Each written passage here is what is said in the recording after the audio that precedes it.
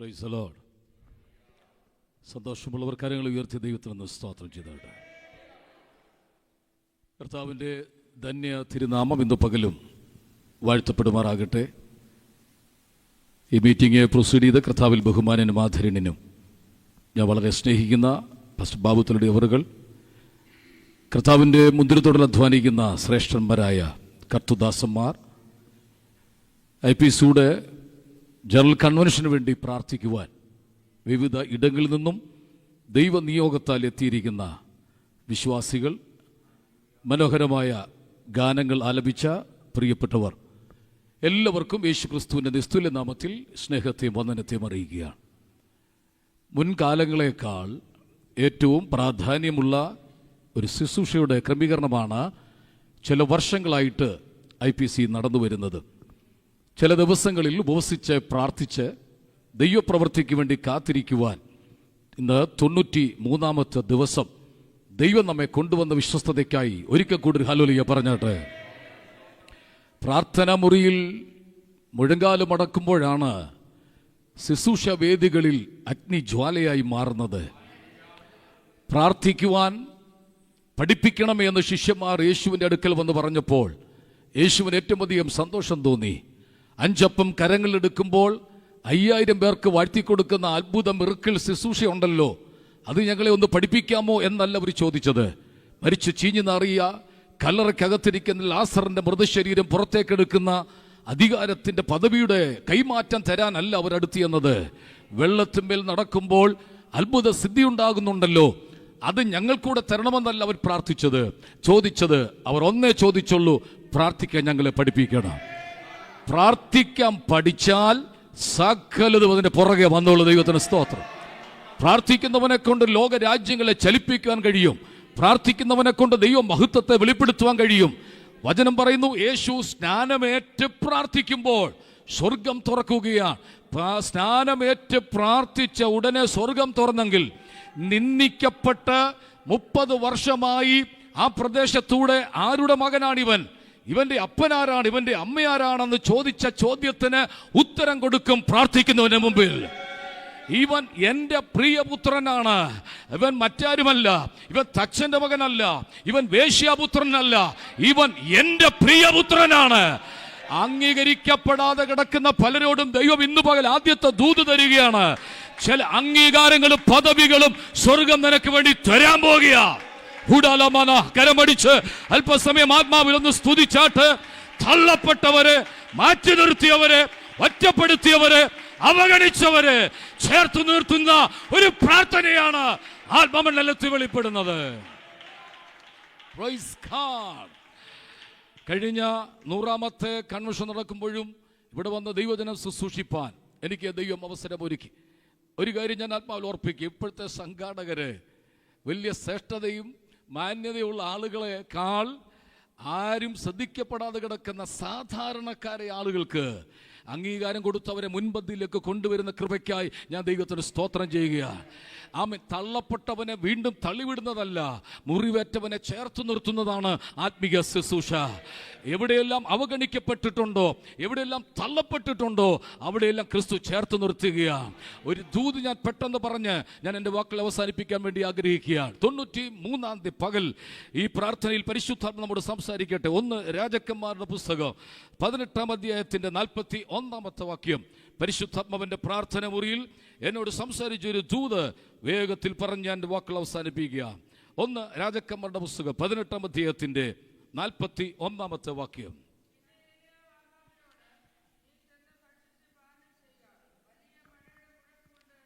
ഈ വാക്യമാണ് കഴിഞ്ഞ ദിവസം ഞാൻ പ്രാർത്ഥന മുറിയിൽ ഇന്നത്തെ സന്ദേശം ദൈവത്തോട് ചോദിക്കുമ്പോൾ ദൈവാത്മാവ് എനിക്ക് തന്ന സന്ദേശം ഒന്ന് പറഞ്ഞാൽ, ഒരു വലിയ മഴയുടെ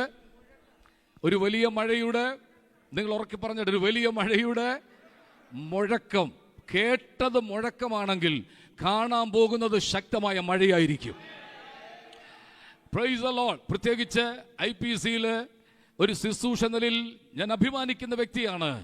പിതാക്കന്മാർ വെച്ച് തുടങ്ങിയ പല കാര്യങ്ങളെക്കാൾ ശ്രേഷ്ഠമേറിയ കാര്യങ്ങൾ ദൈവം ചെയ്യാൻ വേണ്ടി പോകുകയാണ്. കർത്തൃദാസൻ വത്സ എബ്രഹാമിന് വേണ്ടി നാം പ്രാർത്ഥിച്ചുകൊണ്ടിരിക്കുകയായിരുന്നു. ഓരോ സഭകളും പ്രാർത്ഥിച്ചുകൊണ്ടിരിക്കുകയായിരുന്നു.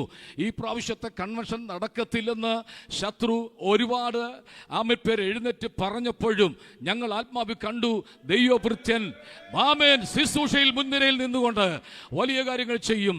തോബിയാവുമാർ എഴുന്നേൽക്കുമ്പോൾ ഓർത്തോണം പണി നടക്കുന്നുണ്ട്.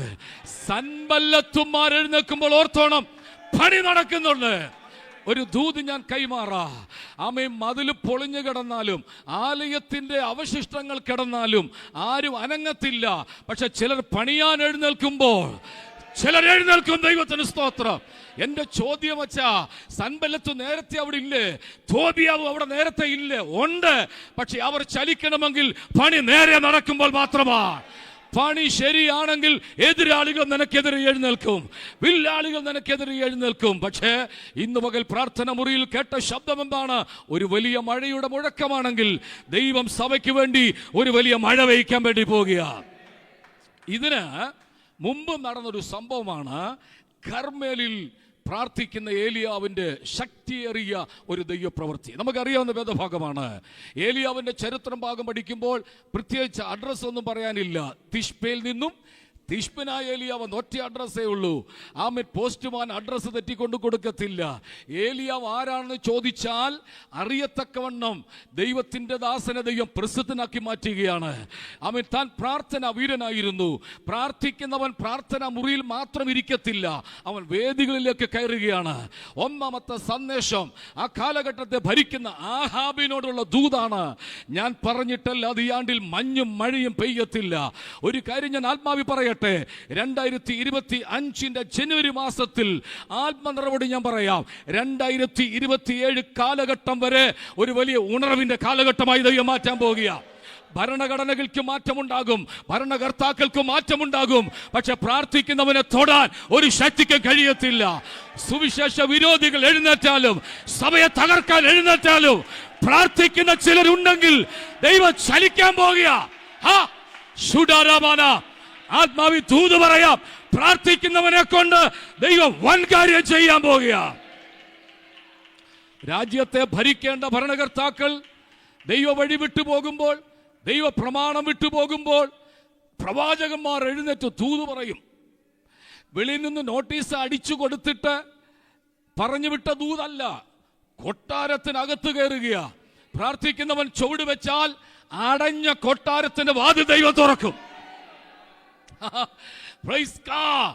ഏലിയാവിന്റെ വരവ് കണ്ടപ്പോൾ അവിടെ മുമ്പിൽ നിന്ന ആളുകൾ, പടയാളികൾ ഡോർ തുറന്നു കൊടുത്തു. ആഹാബിന്റെ മുഖത്ത് നോക്കി പറഞ്ഞു, ആഹാബേ, നീയും നിന്റെ ഭാര്യയും ചെയ്യുന്നത് ശരിയല്ല. അന്യ വിഗ്രഹങ്ങളെ സേവിക്കാൻ ജനത്തിന് പറഞ്ഞു വിടുന്നത് ശരിയല്ല. മുഖത്ത് നോക്കി ദൂത് പറഞ്ഞിട്ട് ഇറങ്ങി വന്നപ്പോൾ ഭീഷണി ഉണ്ടായി. ഭീഷണി വരുമ്പോഴും ഓർത്തോണം, നിന്നെ സംരക്ഷിക്കാൻ ദൈവത്തിന്റെ കരമുണ്ട്. ദൈവത്തിന് സ്തോത്രം.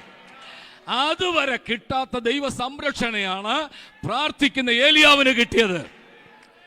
വെല്ലുവിളി ഉണ്ടാകും, പ്രശ്നങ്ങൾ ഉണ്ടാകും, പോരാട്ടങ്ങൾ ഉണ്ടാകും. അതൊന്നും നിന്നെ തകർക്കാനല്ല. ഏലിയാവ് കഴിച്ച ആഹാരത്തിന്റെ ഒരു അംശം ഒന്ന് പറയട്ടെ.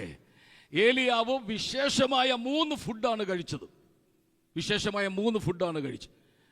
അതിൽ ഒന്നാമത്തെ ഫുഡ് എന്ന് പറയുന്നത് വെല്ലുവിളിയുടെ മുമ്പിൽ ചൂരച്ചയുടെ കീഴിൽ മരിപ്പാൻ കയറി കിടക്കുമ്പോൾ ദൈവം കൊടുത്തുവിട്ട ഭക്ഷണമായിരുന്നു. ആ ഭക്ഷണത്തിന്റെ ബലം കൊണ്ട് ദൈവത്തിന്റെ പർവ്വതമായ ഹോരേബ് വരെ 40 ദിവസം ഓടാനുള്ള ബലം ദൈവം കൊടുക്കുക. ഈ പകൽ ഇവിടെ ഇരിക്കുന്ന ചിലരെ നോക്കി ദൈവം പറയുക, ഭീഷണിയുടെ മുമ്പിൽ നീ ഒതുങ്ങി കൊടുത്തിട്ടുണ്ടെങ്കിൽ ഓടാനുള്ള ബലം ദൈവം തരാൻ പോകുക. ഈ ദിവസങ്ങളിൽ ചില ഇടത്തേക്ക് ദൈവം നിന്നെ ഓടിക്കാൻ പോകുക.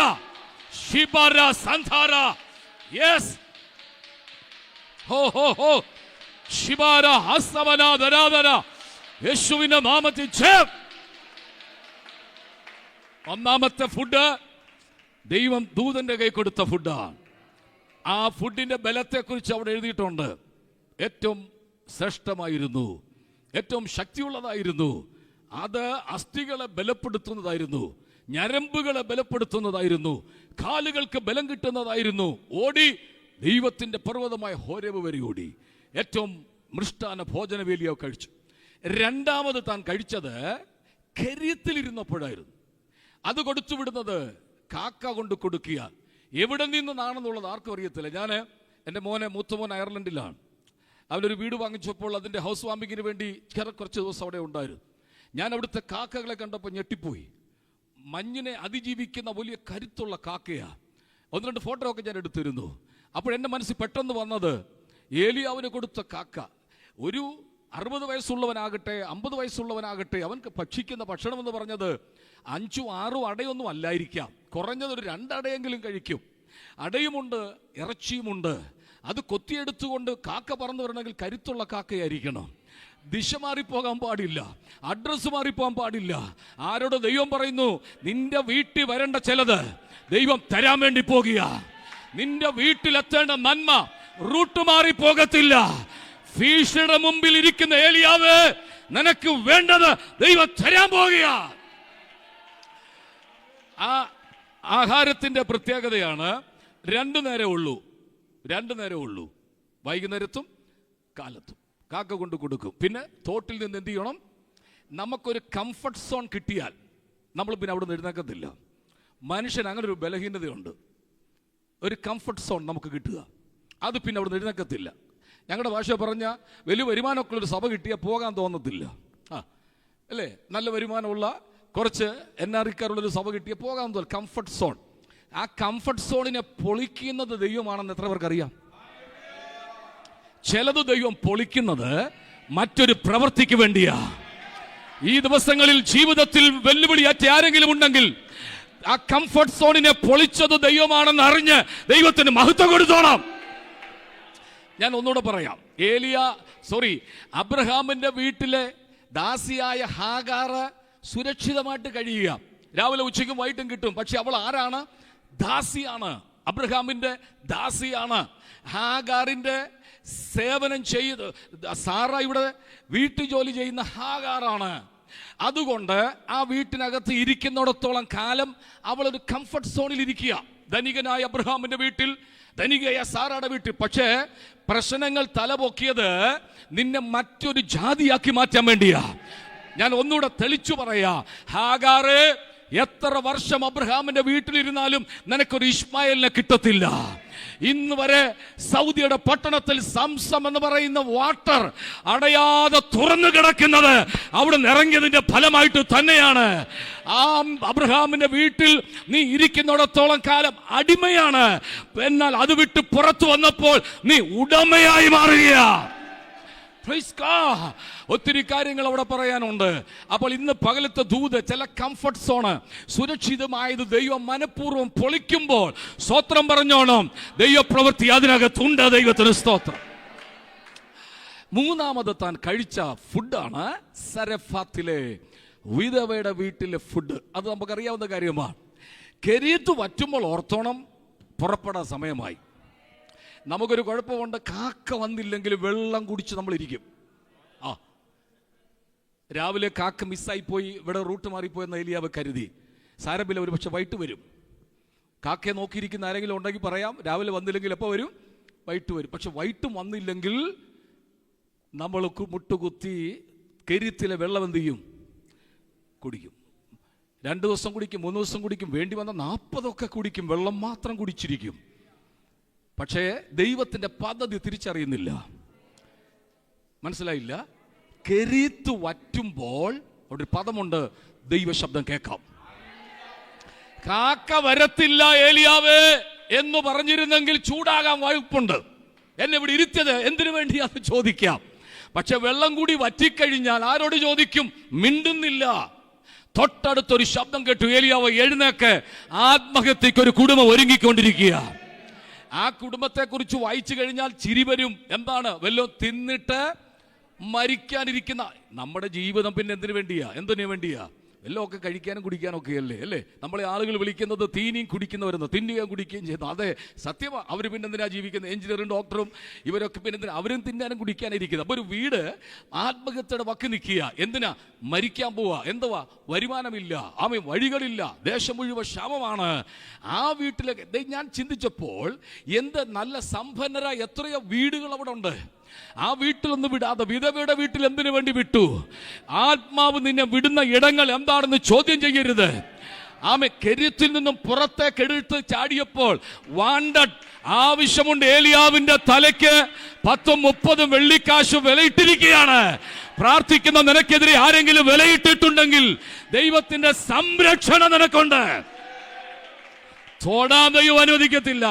പ്രാർത്ഥിക്കുന്നവനെ തൊടാൻ ദൈവം അനുവദിക്കത്തില്ല.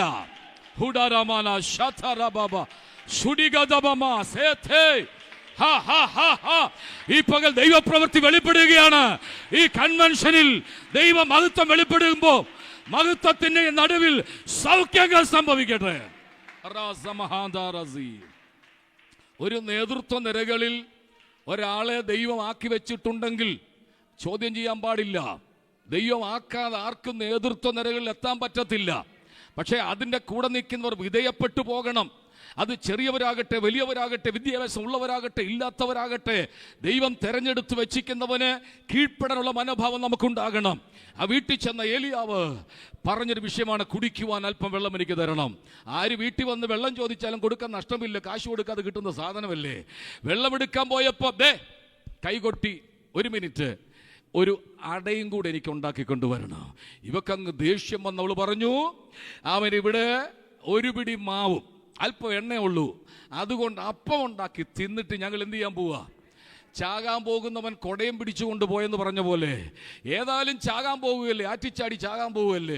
ഇറങ്ങിയപ്പോൾ ഭയങ്കര മഴ, എന്നാൽ കൊടയും കൂടെ എടുത്തോളാം. മരിക്കുന്നവൻ അങ്ങ് മരിച്ചാൽ പോരെ, ഇല്ല, തിന്ന് തീർന്നിട്ട് ഞങ്ങൾ മരിക്കത്തുള്ളൂ. ദൈവം പറഞ്ഞു, ആമൻ, ഞാൻ ഇവിടെ പാർക്കുന്നിടത്തോളം നിന്റെ വീട്ടിൽ അത്ഭുതം നടന്നുകൊണ്ടിരിക്കും. ആമൻ, പ്രാർത്ഥിക്കുന്നവൻ ആമൻ കെരീത്തിൽ നിന്ന് എഴുന്നേറ്റാൽ അവൻ ചെല്ലുന്ന വീടിനകത്ത് അത്ഭുതം സംഭവിക്കും. ദൈവത്തിന് സ്തോത്രം. 42 രാജാക്കന്മാരുടെ ചരിത്രം പറയുന്ന പുസ്തകമാണ് രാജാക്കന്മാരുടെ പുസ്തകം. നമുക്കറിയാം 2 ശക്തന്മാരായ പ്രവാചകന്മാർ ആ കാലഘട്ടത്തിൽ ഉണ്ടായിരുന്നു. 1 ഏലിയാവായിരുന്നു, 2 ഏലീശ ആയിരുന്നു. കർമേൽ എന്ന് പറയുന്ന സ്ഥലം ആഹാബിന്റെയോ ബാലിന്റെയോ പ്രവാചകന്മാർക്ക് നിൽക്കുന്ന ഇടമല്ല. ഒരു ദൂത് ഞാൻ പെട്ടെന്ന് കൈമാറാം. ഭോജനയാഗം കഴിക്കുന്ന സമയമായപ്പോൾ ഏലിയാവ് പറഞ്ഞൊരു വാക്കുണ്ട്, നിങ്ങളുടെ ദേവൻ അവൻ വിളിക്ക് പോയിരിക്കുകയാണ്. നിങ്ങളുടെ ദേവൻ എവിടെയോ പോയിരിക്കുക, ഉറക്ക വിളിക്ക്. അവർ ശരീരത്തിൽ മുറിവേറ്റ് അവർ ശരീരത്തെ മുറിച്ചിട്ട് ഉറക്ക വിളിച്ചു. ഭോജനയാഗം കഴിക്കുമ്പോൾ ഏലിയാവ് പറഞ്ഞൊരു ദൂത് ഞാൻ പറയാം. 101-ാം കൺവെൻഷനിൽ ദൈവം ചെയ്യാൻ പോകുന്നൊരു കാര്യം, വാഹാബേ, ഇസബേലെ, ഈ ലോക പ്രബലപ്പെട്ടു നിൽക്കുന്ന ബാലിന്റെ പ്രവാചകന്മാരെ, ഞങ്ങൾ ഏകസ്വരത്തിൽ പറയുന്നു, നിന്റെ സീസൺ കഴിഞ്ഞു, ഇനി ഏലിയാവിന്റെ സമയമാ. ശിവ അന്യ ആരാധനകൾ തകർക്കപ്പെടുന്ന ഒരു കാലഘട്ടമായി മാറുക. ദൈവ മഹത്വം വെളിപ്പെടുന്ന ഒരു കാലഘട്ടമായി മാറുക. വിശ്വസിക്കുന്നുണ്ടോ? ഇനി IPCക്ക് ദൈവം ഒരു പുതിയ സീസൺ തുറക്കാൻ വേണ്ടി പോകുക. 100 വർഷം IPC പ്രസ്ഥാനത്തെ ദൈവം ഭദ്രമായി പൊതിഞ്ഞുവെങ്കിൽ ഇനിയുള്ള കാലങ്ങൾ പുതിയ സീസൺ ദൈവം തുറക്കാൻ പോകുക. ശ്രദ്ധിച്ചു കേട്ടോ, എങ്ങനെയുള്ള സീസൺ? അണലി കടിച്ചാൽ ആരും മരിക്കും, പക്ഷെ അണലി കടിച്ചാൽ തീക്കകത്ത് കുടഞ്ഞു കളയുന്ന അഭിഷക്തന്മാരെ ദൈവം എഴുന്നേൽപ്പിക്കാൻ പോവുക.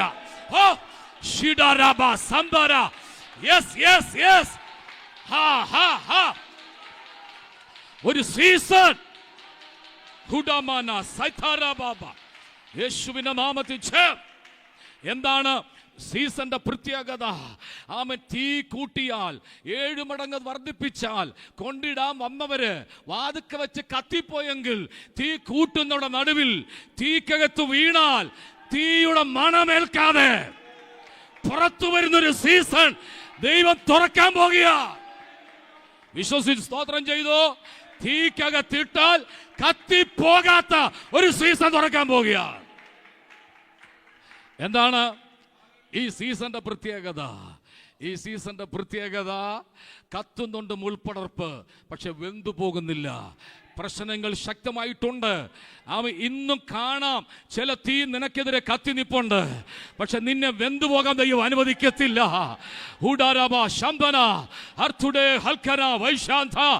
യേശുവിന്റെ നാമത്തിൽ ജയമെടുക്കുക.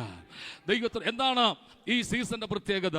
മരിച്ചുപോയി, ചീഞ്ഞുപോയി, ഇനി പുറത്തില്ലെന്ന് ആരൊക്കെയോ പറയുന്നെങ്കിൽ ഞാൻ പറയാം, മരിച്ചിട്ടില്ല. ഇനിയും കുറെ വർഷം കൂടെ ഈ ശുശ്രൂഷയ്ക്ക് കാണും. മരിച്ചു ചീഞ്ഞു പോയെന്ന് പറയുന്നതിനെ പുറത്തെടുക്കുന്ന ഒരു സീസൺ ദൈവം തുറക്കാൻ പോവുകയാണ്. എന്താണ് ഈ സീസന്റെ പ്രത്യേകത? വെള്ളത്തിന്മേൽ നടക്കുന്ന ഒരു സീസണാണ്. യേശു വെള്ളത്തിന്മേൽ നടന്നെങ്കിൽ അവന്റെ ശിഷ്യനാകുന്ന പത്രോസ് വെള്ളത്തിന്മേൽ നടന്നു. എടുത്തിയാടി സുവിശേഷ വിലയ്ക്ക് വേണ്ടി വല്ലതൊക്കെ ചെയ്തോണം കേട്ടോ. എടുത്ത് ചാടുമ്പോൾ നനയും, പക്ഷേ ഒന്ന് മുങ്ങിയെന്ന് വിരിക്കും, പക്ഷെ നിന്നെ കൈവിടാൻ ദൈവം അനുവദിക്കത്തില്ല. ആരോട് ദൈവം പറയുന്നു? സുവിശേഷ പ്രവർത്തനത്തിന് വേണ്ടി, ആത്മീക കാര്യത്തിന് വേണ്ടി ചുവട് വെച്ചോ. ഒരുപക്ഷെ നനഞ്ഞെന്നിരിക്കും, നിന്റെ കൂടെയുള്ളവർ കളിയാക്കിയെന്നിരിക്കും, പക്ഷെ കൈവിടാത്തൊരു ദൈവം നിന്റെ കൂടെയുണ്ട്.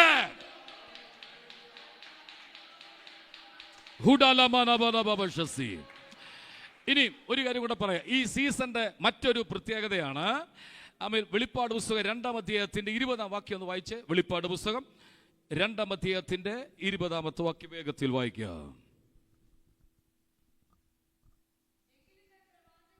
എങ്കിലും താൻ പ്രവാചകി എന്ന് പറഞ്ഞ് ഈ സീസന്റെ മറ്റൊരു പ്രത്യേകതയാണ്. ഇതിന്റെ പുറത്ത് ഒരു മുഴക്കം കേട്ടിരിക്കുന്നു. ഒരു വലിയ മഴ പെയ്യാൻ പോവുകയാണ്. ആ കാലഘട്ടത്തിലെ ഒരു സംഭവമാണ്. ഇസബേലിനെ കുറിച്ച് നമുക്കറിയാം. പഴയ നിയമത്തിലാണെങ്കിലും പുതിയ നിയമത്തിൽ ഇത് എടുത്ത് പ്രവാചകൻ പറയുകയാണ്, ദൈവദാസൻ പറയുകയാണ് ഇസബേലിനെ കുറിച്ചൊരു കാര്യം. എന്താണ്? ഒന്നുകൂടെ വായിച്ചാട്ട് പറഞ്ഞ്.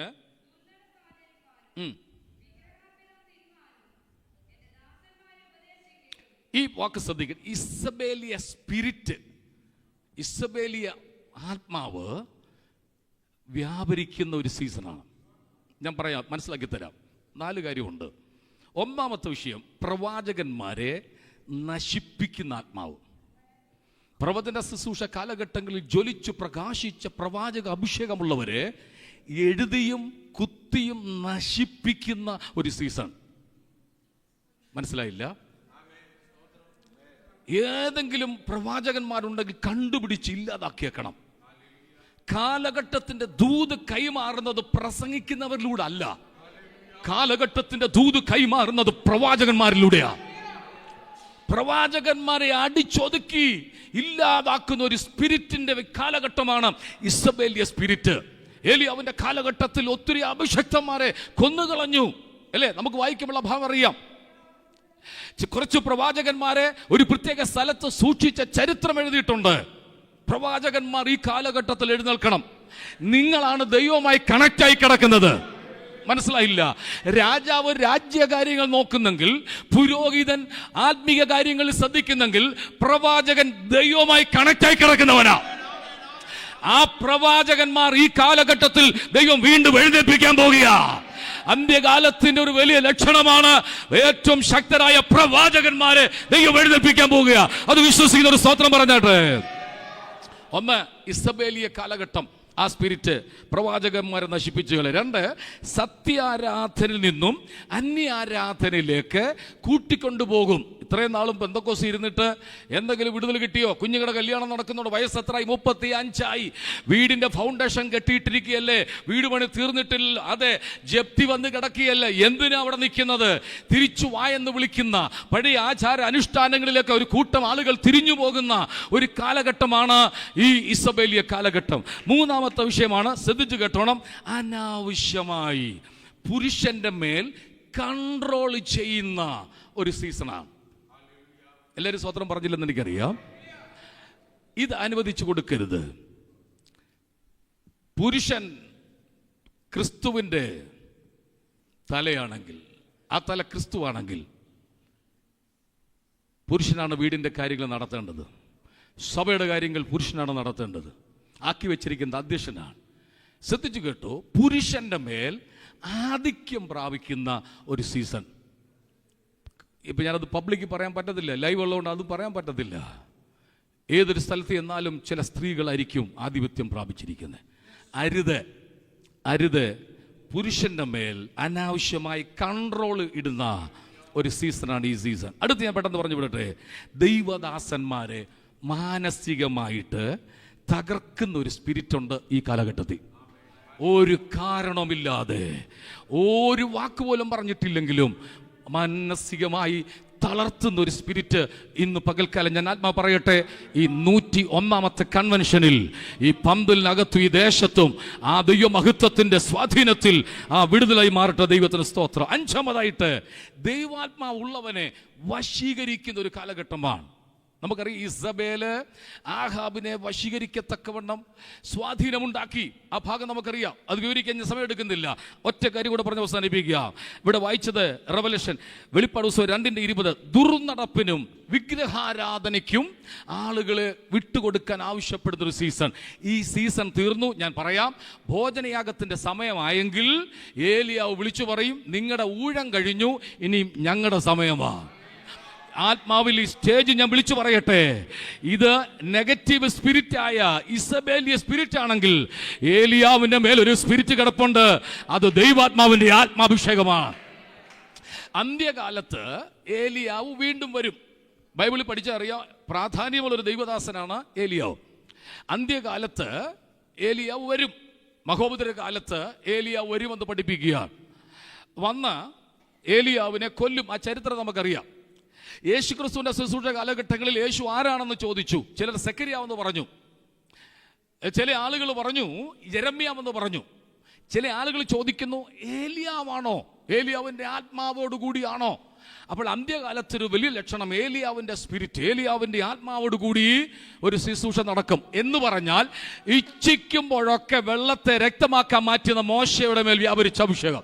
ആമേൻ. പ്രാർത്ഥിക്കുമ്പോൾ അന്യ ആരാധനകൾ തകരപ്പെടുന്ന ഏലിയാവിന്റെ മേൽ പകർന്ന ദൈവാഭിഷേകത്തിന്റെ പകർച്ച ഇന്ന് പകൽ അതിവിടെ സംഭവിക്കാൻ പോകുന്നത് കൊണ്ട് ഞാൻ ദൈവത്തിന് സ്തോത്രം ചെയ്യുകയാണ്. അടുത്തത്, സീസൺ തുറന്നു കഴിഞ്ഞാൽ മുഴക്കം കേട്ടവരോടാ പറയുന്നത്, മഴ വരാൻ പോവുകയാണ്. മോശ വടി നീട്ടി ചെങ്കട തുറന്നാൽ നീ വടി നീട്ടി നിൽക്കാൻ നിൽക്കരുത്. മനസ്സിലായില്ല?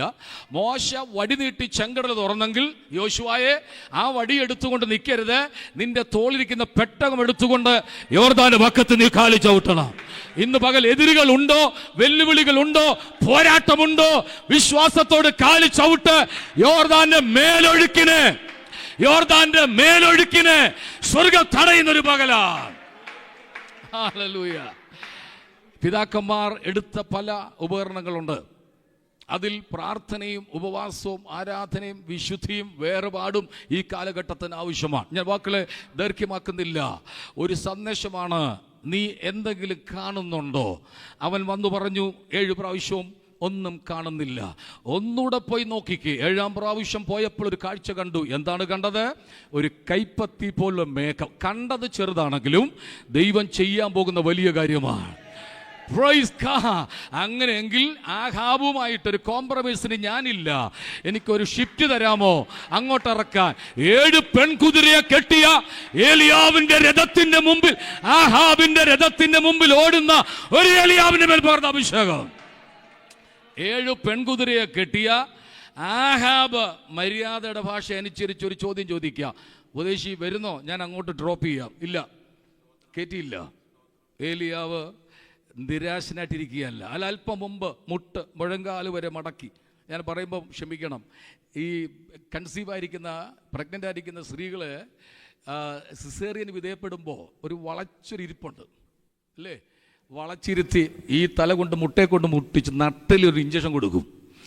ഏലിയാവ് അതുപോലൊരു പ്രാർത്ഥനയാണ്. തല മുഴങ്കാലുകൾക്കിടയിൽ വളച്ചു വെച്ച് ആ പ്രാർത്ഥിച്ചതിൻ്റെ പ്രാർത്ഥനയുടെ ഫലമായി സ്വർഗം കനിയാൻ പോവുക. ഈ 101ാമത്തെ കൺവെൻഷനിൽ ഇതുവരെ നടക്കാത്ത ദൈവപ്രവൃത്തി നടക്കാൻ വേണ്ടി പോവുക. ഒരാത്മപകർച്ച ഇതിനകത്ത് സംഭവിക്കാൻ പോകുക. ഒന്നുകൂടെ ഞാൻ കയറി പറയാ, കണ്ണുകൾ കൊണ്ട് ചിലർ കാണത്തക്കവണ്ണം ദൈവത്തിന്റെ ദൂതന്മാർ ഇവിടെ ഇറങ്ങുന്ന ഒരു കാഴ്ച ദൈവനെ കാണുക. ഹല്ലേലൂയ. കൈയോർത്തൊരു സ്തോത്രം പറഞ്ഞാട്ട്. പക്ഷേ കൂടെ നിന്നവരൊക്കെ ഓടിപ്പോകുമ്പോഴും ഏലിയാവിന് സങ്കടമില്ല. അവന്റെ മേൽ പെട്ടെന്ന് ആത്മാവ് വന്നു.